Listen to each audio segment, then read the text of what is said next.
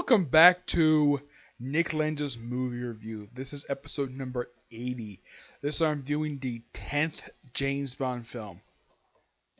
The Spy Who Loved Me. Yes, this is a scene that happens in the film.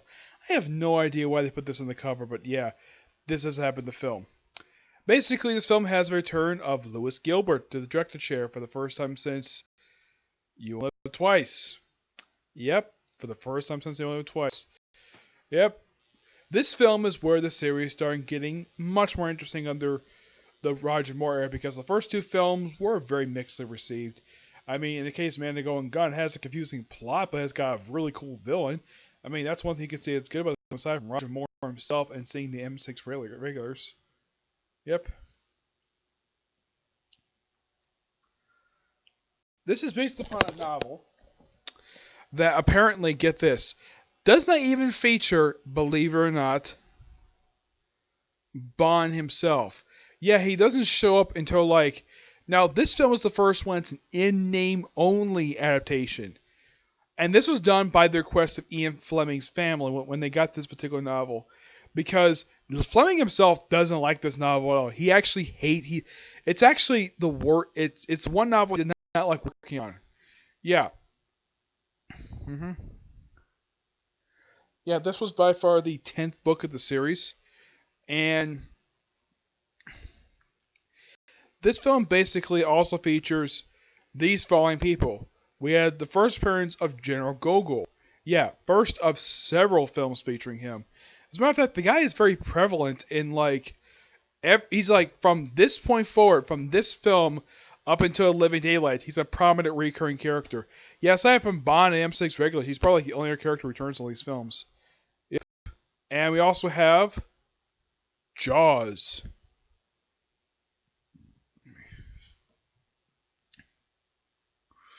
Yeah, Jaws played by Richard Kiel. A guy who's another character who returns for another movie. Yeah, but he's a villain. He's a henchman. But in the next film, I will talk about that when I talk about Moonraker. hmm We have the character Frederick K. played by Jeffrey Keane. Yeah, this guy, believe it or not, basically would not return, but he also had the debut of Robert Brown, who plays the Vice Admiral Hargraves, who takes over in for starting with I think it's Octopussy up until License to Kill. We also have Stromberg, played by Carl Stromberg. Well, Kurt Jurgens. Yeah, he plays Carl Stromberg, the villain of the film. Yep. This film, believe it or not, okay, the end of this film, I should point out though, he takes over the director chair, starting with For Your Eyes Only up until let View to a Kill. This film opens pretty much almost the same exact way that You Only Twice basically opens. I'm surprised no one's ever called this out. We have a thing shaped like running or something. This time it's actually in the water, then in space, and then they come across something above water, and the thing you don't see what it is. Hence, basically, the thing sort of opens up, kind of. You don't see it, and it assumes this thing got swallowed by a ship. And that's the plot of this movie, looking for a missing submarine. Kind of like, okay, yeah, Lewis Gilbert pretty much took the ideas from pretty much You Only Live Twice, but in this movie. And then you have M on the phone with somebody basically, panicking, and of course, yeah, and of course they're going to tell Moneypenny, we call Bond immediately. And Bond is basically in bed with a woman who's really some kind of villain working for the Russians. Yeah, the Cold War for you. And also we have Barbara Bach as the character Triple X. Yeah, that's her code name. For some reason, we know it sounds like something out of porn. Yeah, Agent Triple X. You have Anya Agsova, I think it's pronounced her name. Yeah, played by Barbara Bach. Yeah, I've heard that the actress has been accused of basically For this film, putting on a very wooden performance. You do see her basically display some emotion, not very much. I would say for a Bond girl that gets a lot of action, but she doesn't displays very little emotion. I mean, aside from the fact you see her smile at stuff, she basically has like the same expression almost the entire film. At least it's not as bad as Kristen Stewart. Her only emotion is running her fingers through her hair. Yeah. Where she basically loved the guy who, I mean, if you look at him, he looks like a very young Roger Moore. Yeah, this guy only appears for like 2 scenes. He's mentioned once toward the end of the film. Oh, I forgot to mention this for um, The Man with the Golden Gun. Britt Eklund. I've actually seen one other film from this one. It's called Suddenly That Night. It's another film from the 70s. Basically, it's a horror film. It's up to you if you want to see it. If you want to watch it, yeah. It actually stars one of the other women in the film was actually from the original Parent Trap from the 70s. Yeah. I don't remember her name. It's like Hillary something. I remember her name. Yeah, but in the case of this film, Carl Jurgens, I've seen in one other film aside from this one, and that was in this. It was in The Longest Day, and that was it. Richard Kiel. Aside from this film, I've seen in of course Moonraker, one other film, and that was basically appearing as a cameo as sort of Jaws in a post-credit scene for the Spectre Gadget movie. Yep. Moore himself, I've seen in one other film. I forgot to mention this first. Talk about the Moore films. I've seen one other film besides this one, and that was The Cursed Pink Panther, where he plays Inspector Clouseau. And at one point, he has an ice bucket in his head for some reason, and he gets stuck. Oh yeah, and apparently there's like some enemies around. And he's very incompetent. Yeah, that's pretty much how Clouseau is. He's a very incompetent detective. Well, it was like that after the second movie. The first movie was pretty competent. And yeah, I'm going to talk about him when I talk about this case closer because I think that Clouseau is similar to that Richard Moore in a way. But anyways, with this film, yeah, basically we have Bond gets chased on a ski chase. One of 2 films basically to have him basically involve in a ski chase, or at least running through the snow. The only film basically did this was the last Roger Moore film, View to a Kill. I'm thinking, okay. Oh yeah, then he jumps on a mountain, and there's a parachute, basically with the Union Jack on it. This Union Jack actually returned in the final Pierce Brosnan movie, Die Another Day, which I'll talk about that eventually when I get up to it. Yep. And then he gets basically away, and that's what leads to the opening. I think it's a pretty good title sequence for what they do for this. But it was even a really interesting scene. Basically, we see like these soldiers basically kind of look like stick figures of like naked women, and he just simply just pushes them down. Yep. Oh yeah. Actually, I'll talk about Q in a minute. But the person who sings the song in this movie, it's sung by Carol Sagler. Actually, it's performed by Carly Simon. Yeah, it's called Nobody Does It Better. It's a really good song, by the way. Yep, and then after the title sequence, basically, Bond is told that urgency of this, basically finding the missing submarines. Okay, so he proceeds to go to Egypt. Okay, he makes some contact, gets make out with a woman. Oh yeah, we later on get to, before this, we get introduced to Carl Stromberg.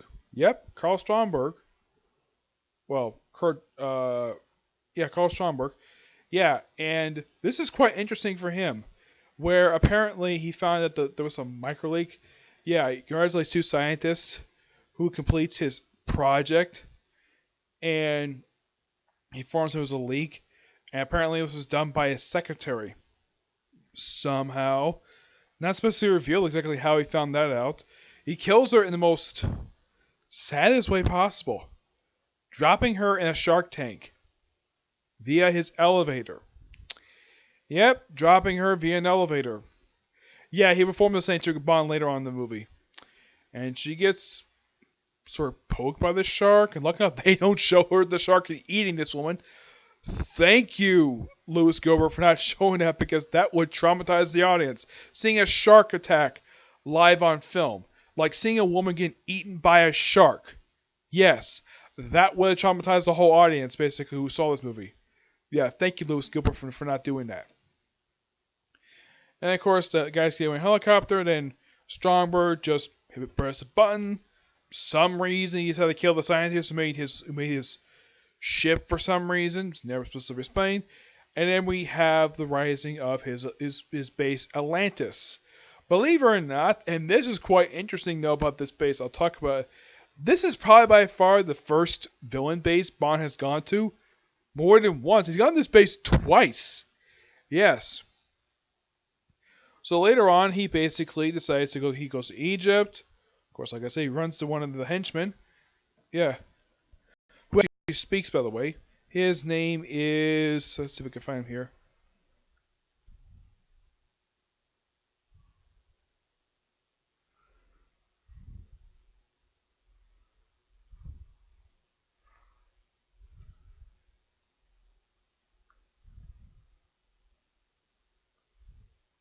Sander. Yeah. This big, kind of bulky guy in a way. And he goes out, he kills this woman, basically supposed to kill Bond. And Bond chases him, he gets to the rope, and they proceed to have a sort of a fight. It's a pretty good fight. And then eventually he gets to the roof.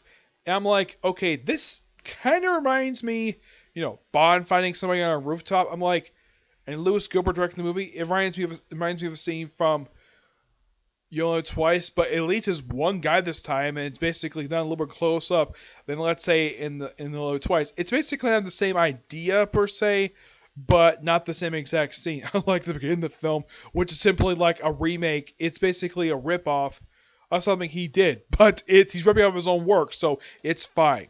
And he asks him like, "Where's this guy finish?" And of course, he has his hand on Bond's tie. He says, "Pyramids." He just flicks him off the tie, and he just drops and says,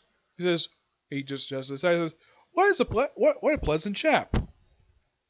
He goes to the pyramids. Apparently, I don't know if this is really true or not. We have this sort of sound thing done with the audience. Yeah, I have no idea if this was real or not. I personally have never been to Egypt, but yeah, it's where like you see this light show, it's like narration over this scene. Look at this thing, so you hear the sound. Yeah, and of course, John's visit finish basically, he gets doesn't get what he wants. He kills him by biting him. Eventually, he thinks that he runs into Agent Triple X, beats a couple of goons, and eventually the later in, a nightclub. And Bond basically puts on his dinner jacket. Yep, puts on his dinner jacket, goes to his nightclub, and he runs into Agent Triple X. Get a chance to basically speak with each other. Of course, she pointed out that they actually wear these outfits for a good 10 minutes in the movie. And eventually of course, Jaws has the microfilm, and he gets microfilm, and eventually I guess part of it anyways. Well, actually, he gets hands up after this, and they have this guy basically put for sale. It's like, put it for sale. Begin the bidding. It's like, excuse me for a moment. Like going for a phone call, and then Jaws basically kills him after he gets microphone from him. And of course, Bond and Triple X chase after him, and they eventually corner him in the desert. And then they get the microphone back. Basically, of course, she's using her ladies. Looks like she uses a Beretta. Yeah, it's a very small gun. Gives the microphone pretty easily. And he basically, if I can't believe, they steal his van, run across the desert. Of course, it's basically full of puns, like going backwards. And of course, it's shaken, not stirred, which I thought was so funny. Also, before this one nightclub, they actually referenced Tracy Bond. Yep, they referenced Tracy Bond. First, and at this point, it's only been 4 films since she died. She would not be brought up again until 2 films later in For Your Eyes Only, via her gravestone. I'll talk about For Your Eyes Only when I get up to it in 2 videos from now. 2 episodes from now for this one. And then they go on a boat. He looks at the film. He sort of copies it. He looks at the film on his little gadget he has. And then he gets knocked out by her via his cigarette. He wakes up, and eventually he somehow finds out that there's a MI6 base here. Somehow the film doesn't explain. It's like, oh, look, it's MI6 base. We see Moneypenny here. Okay. And they run into have John Gongo move around with M. I thought this was so interesting. Two heads of two foreign agencies basically working together. Yeah, the head of the British Secret Service and the head of the, I think it's supposed to be the head of the KGB. That's what Gogol does. They actually sort of rearrange Gogol's office in later films. Yeah, and let's see. They look at microfilm, and of course they have, well, they point out the whole thing that Stromberg's behind it, and then they go visit him at his base. Yeah, first time Bond ever visits the base before he goes back to it again. Yeah, it's the only time. Like, and this is something else. Like, I gotta say this. I gotta say this again. This is the only film where Bond goes to the main villain's base twice. Can you think of any other like film where Bond goes to base at one point before the final act? As far as I know, no. Not that I could think of.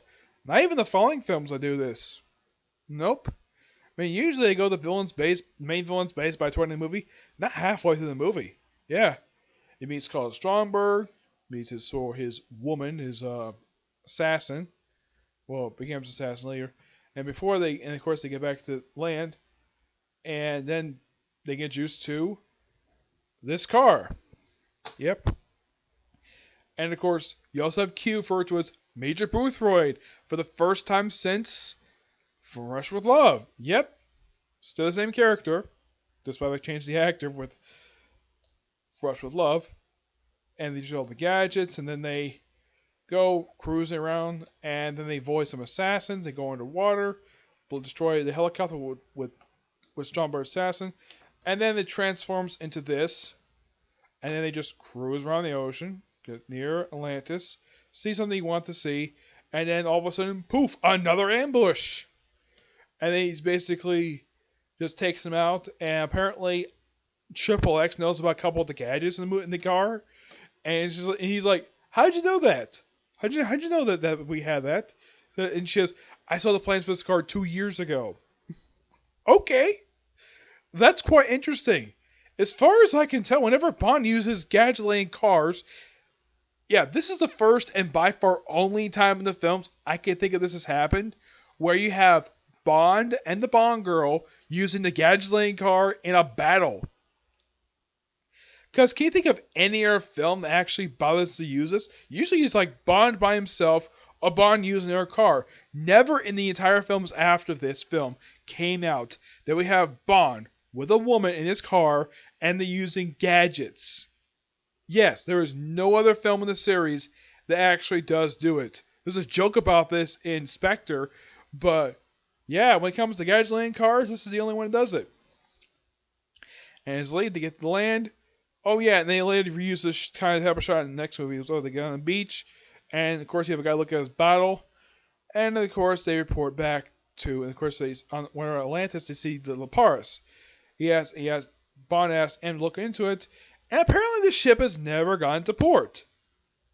I'm like, this is an oil tanker. How the heck does an oil tanker not get to port? And this is never really explained in the movie. Of how in the world this happens. An oil tanker doesn't go to any port. There's like no record of it. Like, there's only one theory I have, and the movie doesn't bother to explain this. My theory is that Carl Stromberg, he must have paid off a lot of shipmasters in order to keep the ship a secret. That or something else. I don't know. The film doesn't bother to explain this at all. It's one of several things. Movie just, they reference this and they mention one scene and they just completely forget about it. And they brought it up again. Of course, there's also the same scene where Bond reviews to Triple X that he killed her lover. And apparently, the opening scene apparently took place like 2 weeks prior to this scene. Okay, and she says, "When this mission is over, I'm gonna kill you." Okay. Oh yeah, and when they get to this hotel room, it's like they assume, of course, Bond assumes they might share a hotel room. Nope, they get 2 separate rooms, and he's like, "Moneypenny, Moneypenny." Okay, Moneypenny must be playing us. Okay, fine. It's so funny. Yeah, I love that little gag. And apparently the stewardess Yeah, apparently when he gives messages later about the whole Laparis not taking forward, yeah, I do agree with Calvin Dyson. The woman looks like she's high on drugs.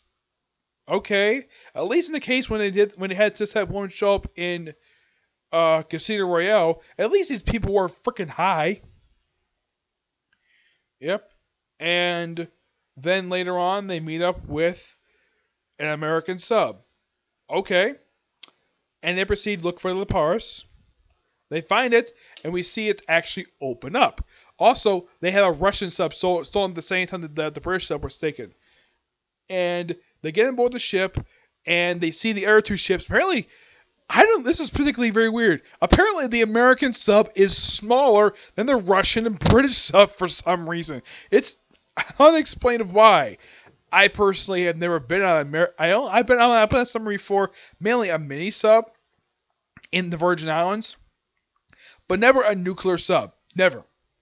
So, they get on board. They all take sort of in the prisoner, except for Bond taken separately, along with Triple X, taken straight to Karl Stromberg, and also gets taken to whatever brig they're put in. And then Stromberg's like, "Yeah, I'm taking this one back to Atlantis, and Bond can stay here." Tries to fight it, and of course he gets out and shoots the guys, shoots the guards, and then proceeds to the best scene of the whole film, in my opinion, where Bond basically gets a gun, shoots a couple guards, and he just happens to come across the room with his fellow British sailors. He's like, "Where's the captain?" "Here." "Okay, get some guns and let's basically cause a jailbreak." Okay, yeah, and of course they feed the Russians as well. Why not? Free the Americans, and it becomes a shooting gallery. This big, huge scene, and I believe the Laparis set was actually built by Canada himself, and it is a blast watching this scene. Yeah, it's a gun battle. Fine, whatever. It's not as awesome as, let's say, it was in You Only Live Twice, but it's still an awesome scene. Yeah, basically Bond teaming up with a bunch of British, Russian, and American sailors to take on Karl Stromberg's goons. No, unlike You Only Live Twice, it's Spectre goons. This time it's Stromberg's goons. Of course, the captain of the British sub gets killed, along with his first officer and about part of the crew.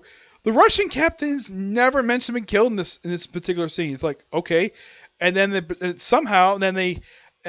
have the sort of a very similar scene they have in You Know Twice, where the shutters basically come down. Now, in You Know Twice, they would get past shutters pretty easily because those things may have basically regular shutters, like basically plastic. Okay, yeah, the grenade. They try to use grenade to take out that titanium. I was like, okay, how are we gonna take out that thing? And so I'm thinking, okay, why don't we use this camera and a freaking bomb? Let's use a piece of this missile stuff they planted. Now, apparently Stromberg's plan is this. The two subs he took. He sent them out. He sent I think it's the Russian sub to destroy New York City, and the British sub to destroy Moscow. And apparently he wants to start World War III.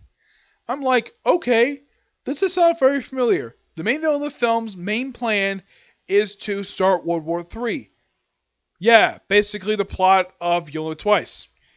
Though this time it's via submarine this time, then basically stealing shuttlecraft, rock capsules. Okay.